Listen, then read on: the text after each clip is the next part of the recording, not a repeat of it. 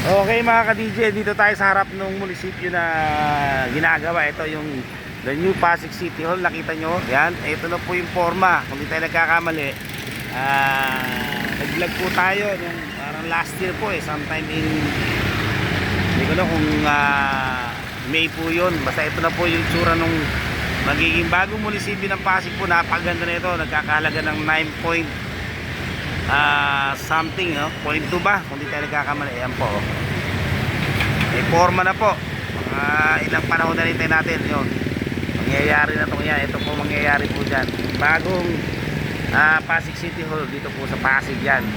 So ayan po, tututukan natin yung mga ka-DJ. So ayan o, pati yung Pasig Mega Market titignan natin kasi kasama rin sa i-renovation. Okay mga ka-DJ, salamat po. Mga ka-DJ, share ko lang sa inyo. Ito yung kilala pagdating sa Pasig. Ito yung landmark dito sa Pasig, yung revolving. Yan, revolving restaurant yan actually, kaya revolving yan. Kaya umiikot yan pag ano, rotate. Pero hindi pa tayo nakaka-akita sa taas yung pala experience. Pero yan. So kasama to sa ayusin to.